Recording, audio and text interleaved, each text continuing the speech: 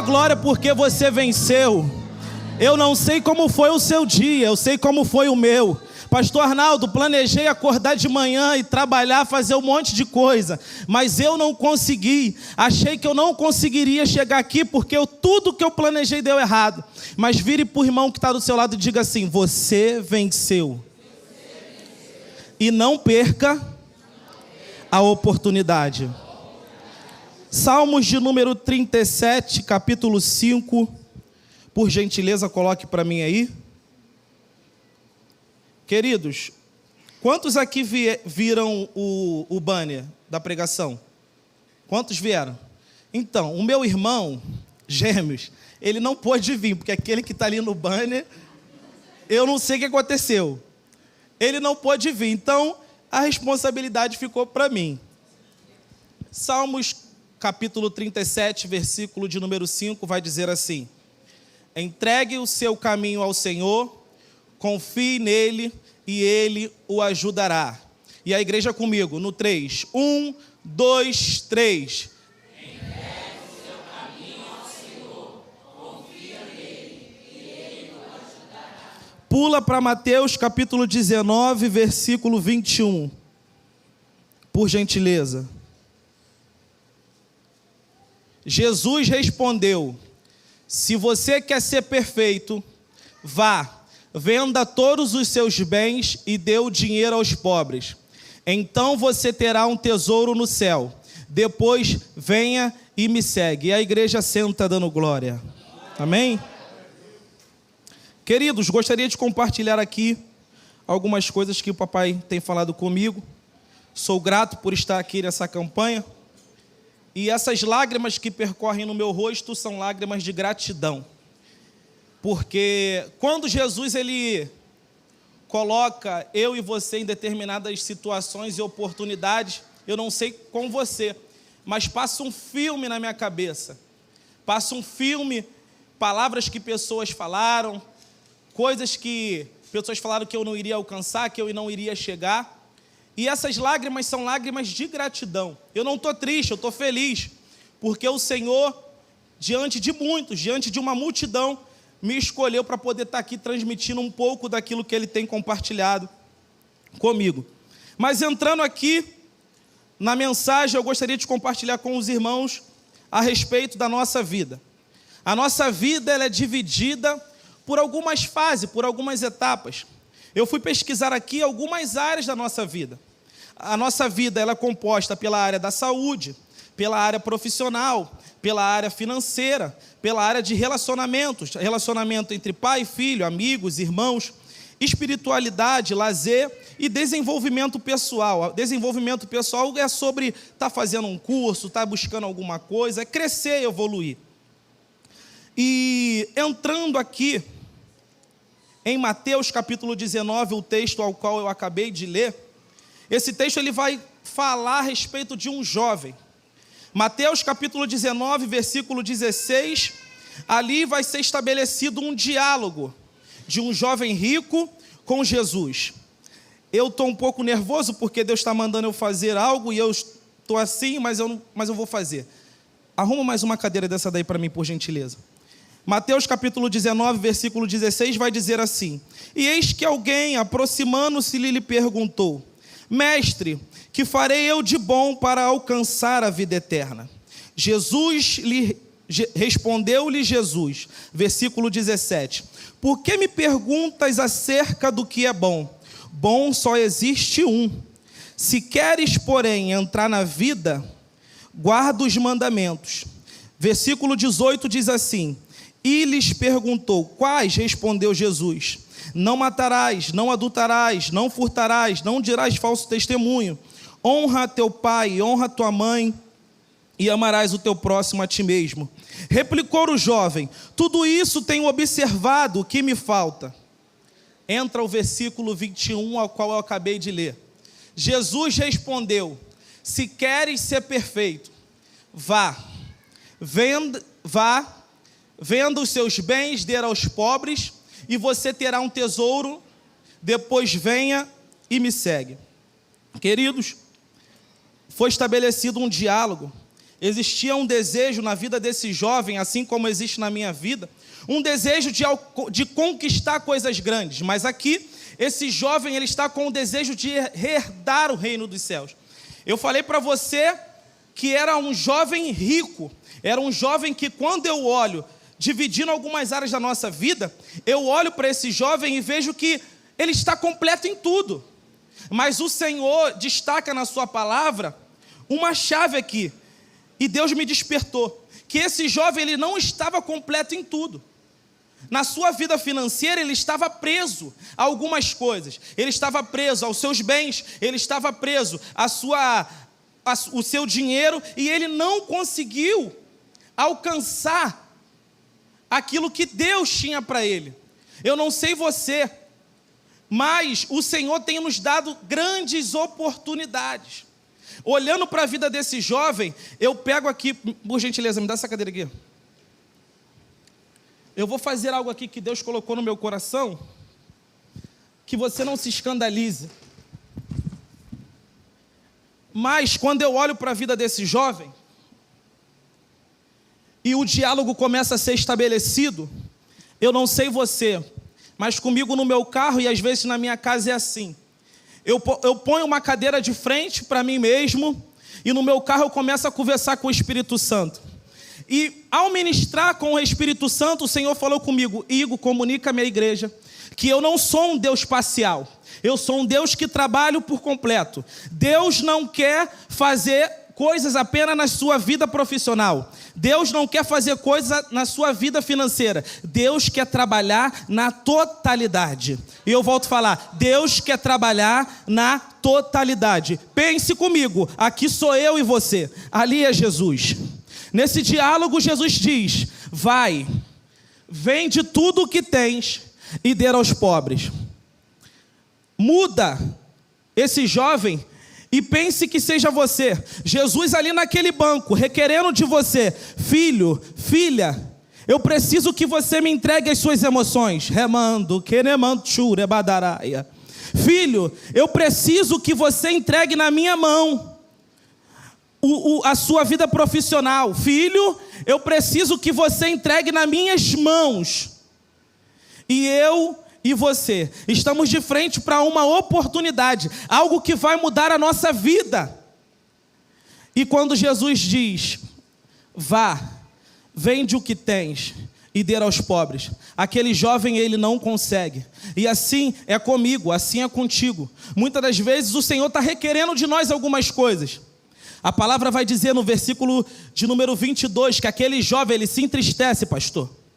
E eu fico imaginando ele falando assim para Jesus: Jesus, eu gostaria muito de alcançar e herdar o reino, mas o Senhor está tocando numa parte na minha vida que eu não quero que o Senhor mexa.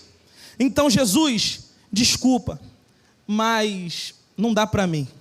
E aquele jovem sai, queridos. E aquele jovem triste, cabisbaixo, sai. Eu estou falando para você de uma coisa aqui, através desse versículo, sobre vida financeira, sobre dinheiro. Mas eu e você sabemos o que eu e você precisamos entregar. A verdade é essa. Estamos aqui nessa campanha, já é o 6º ano que eu faço parte dessa campanha. E estou muito feliz com o Senhor. Eu fiz isso para poder te ilustrar um pouco. Porque a gente precisa ver às vezes. Porque Deus, ele está nos chamando. Deus está querendo algo de nós. E quando nós estamos de frente com a oportunidade, perdemos. E eu gostaria de falar com os irmãos sobre totalidade. Quando eu comecei a namorar com a Stephanie, antes de namorar com a Stephanie, eu estava crente Raimundo, um pé no mundo e um pé na igreja. Deus, ele falou assim para mim: meu filho, me entrega as suas emoções. Você está buscando lá fora muitas coisas que só eu posso preencher. E eu fui lá, entreguei minhas emoções para o Senhor, e Deus fez. Deus me enviou essa bênção na minha vida. Hoje estamos casados para a glória de Deus, 5 anos de casado, 8 anos juntos vai fazer esse ano, e glória a Deus por isso. Mas, mediante alguns desafios, casamos, casa, carro, e responsabilidade, e condomínio, e água, luz, e eu comecei a perceber que minha vida financeira não estava encaixando, estava tudo embolado, tudo confuso. E eu orei: Senhor, por favor, que negócio é esse? Nome sujo, estou enrolado, não consigo comprar uma bala no crédito. E Deus me pediu: meu filho, me entrega a sua vida financeira. E ali eu fui, entreguei minha vida financeira ao Senhor, pela glória de Deus. Passei o ano de 2025 para 2026, devendo nada a ninguém, só o banco, porque tem a parcela do apartamento, são 30 anos. Passei só devendo o banco, mas para a glória de Deus, eu vejo o cuidado do Senhor. Queridos, eu sou jovem, você também, nós almejamos muitas coisas, mas primeiro nós precisamos nos entregar ao Senhor por completo. Queridos, existe algo em mim, às vezes, que isso é mais o meu líder consegue enxergar mais isso. Às vezes o meu líder fala: cara, tu vai conseguir, cara, isso é para você, e você não consegue se ver naquela situação. Eu falei aqui, em algumas áreas da nossa vida, eu falei assim: desenvolvimento pessoal. E eu comecei a orar, comecei a falar com Deus a respeito disso. Eu falei: Deus, eu sou motorista hoje por aplicativo, estou feliz, não tenho o que reclamar. Mas eu falei: Deus, eu quero melhorar. Deus, eu quero crescer. Deus, eu quero evoluir. E do ano passado para cá, Deus tem despertado o desejo no meu coração de estudar. Eu estou falando para você aqui de um Deus que trabalha em todas as áreas da nossa vida. Eu estou falando de um Deus aqui que Ele não quer cuidar só de uma coisa, Ele quer cuidar de tudo. E para a glória de Deus, eu falei com a minha esposa: vai passar a campanha e em nome de Jesus eu vou lá na faculdade, para a glória de Deus. Ah, o que você vai fazer? Eu não sei, eu só quero estudar. Eu quero estudar. O que eu vou fazer? Eu não sei. Deus vai me ajudar. Mas eu gostaria, irmãos, de dizer para você que, como está escrito em Salmos, capítulo de número 37, versículo 5, entrega. Aqui eu expus para você algumas áreas da sua vida que eu e você precisamos entregar. Algumas a gente não consegue, é por isso que estamos aqui nessa campanha. Porque Deus ministrará muitas coisas ao nosso coração aqui. E eu creio que aquilo que Deus tem tocado no teu coração, você vai conseguir entregar. Mas voltando um pouquinho para a vida desse jovem, eu olho para ele e vejo que ele perdeu uma grande oportunidade. E esse não é o que eu quero para a minha vida e para a sua. Hoje você está de frente para o Deus Todo-Poderoso. Hoje você está diante de uma grande oportunidade. E qual será a sua e a minha resposta? Jesus está na casa. Jesus está na casa. Jesus está na casa.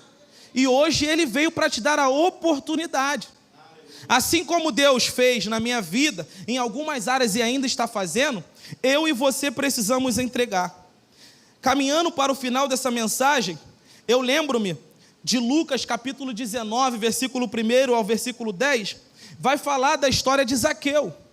Eu fiquei perguntando ao Senhor: Senhor, como que eu vou linkar jovem rico com Zaqueu? Não vai ficar confuso? Deus falou: não vai ficar confuso.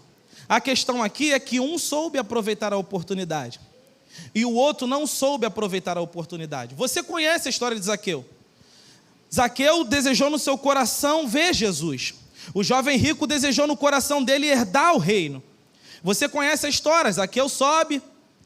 Quando Jesus está chegando, Jesus passa, vê Zaqueu e fala: Zaqueu, desce, que eu vou repousar na sua casa.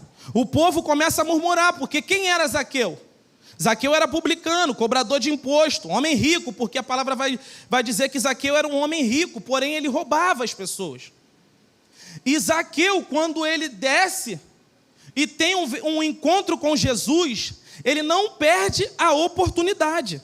A Bíblia vai dizer em Lucas capítulo 19, só um minutinho, versículo de número... versículo de número 5.